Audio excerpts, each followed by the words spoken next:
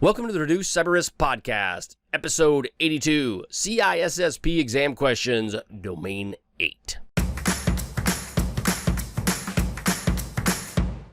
Welcome to the Reduce Cyber Risk Podcast, where we provide you the training and tools you need to pass the CISSP exam while enhancing your cybersecurity career. Hi, my name is Shon Gerber, and I'm your host for this action-packed, informative podcast. Join me each week as I provide the information you need to grow your cybersecurity knowledge so that you're better prepared to pass the CISSP exam. All right, let's get going.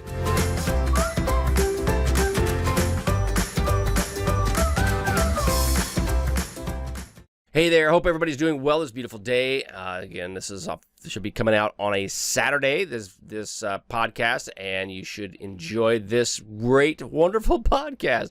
Hopefully you are studying for your CISSP exam and that you are getting prepped to take it if you have not already done so. So again, this is a great software questions, or great questions you can look at to help you study for the CISSP. I guess you probably can't look at them, but you can listen to them. That's better, yes. So I've got my show notes don't really have them available for you to look at, but you can do them, see them on ShonGerber.com. I have gobs of questions there, and it gets to be more and more all the time. So the ShonGerber.com has got some great stuff for you. Oh, by the way, yes, as I forgot to mention at the beginning last podcast, if you go to ShonGerber.com, I have Chief Information Security Officer training that's free for only my podcast listeners. It's only for my podcast listeners, and it's going to be available for you. You will have to give me your email address. Sorry about that, but got to have a way to help provide more content for you in the future. So you'll need to make sure you go to ShonGerber.com. Then go ahead and you'll be able to find it on my training products. It's CISO training. So that will be available for you. Again, though, it will go away. Again, this good time, last offer for $19.99. No, it will go away. I'm creating the product, and I'd like to have you all just be able to use it for my podcast listeners.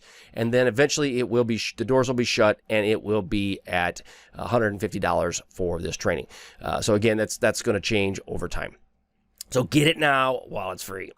So, all right, so CISSP exam questions, domain 8. Let's roll into the question number 1. Yes, my Spanish skills are really good. I know they are. They're actually quite terrible. Okay, what type, my dog's licking my arm. Sorry. That just did not go well. All right, what type of software testing does the tester have access to the underlying source code? In what type of software testing does the tester have access to the underlying source code? A, static testing. B, dynamic testing. C, cross-site scripting testing. D, black box testing. Okay, so you got to start thinking about which ones, if I didn't know, which ones would I throw out? And you probably throw out the cross-site scripting testing and black box testing.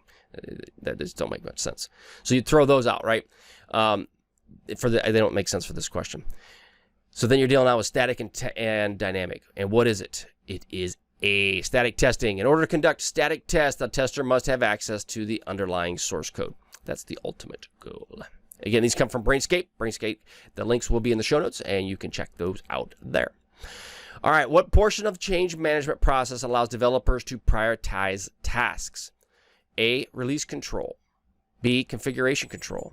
C, request control. D, change audit. All right, what portion of the change management process allows developers to prioritize tasks? A, release control. B, configuration control. C, request control. D, change audit.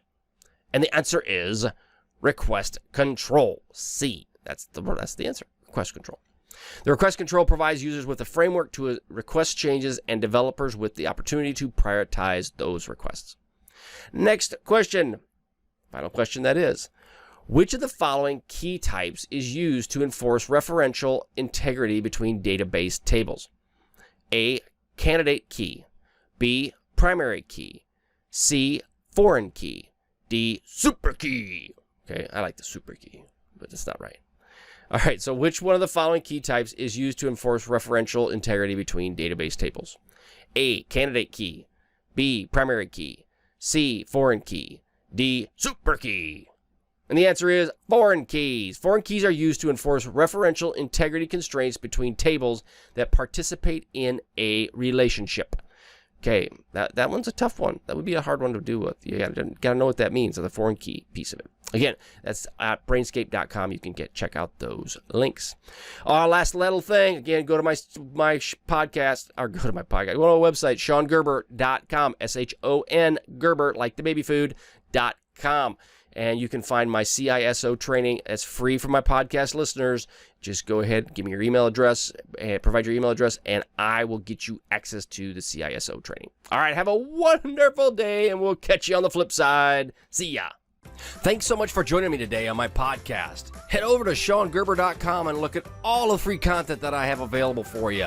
There is a CISSP mini course, free CISSP exam questions, podcasts, and so much more. It's all available to my email subscribers, so sign up. If you want my personalized CISSP training, purchase my training courses, and I'll be there to help you with your CISSP needs so you can pass the test the first time.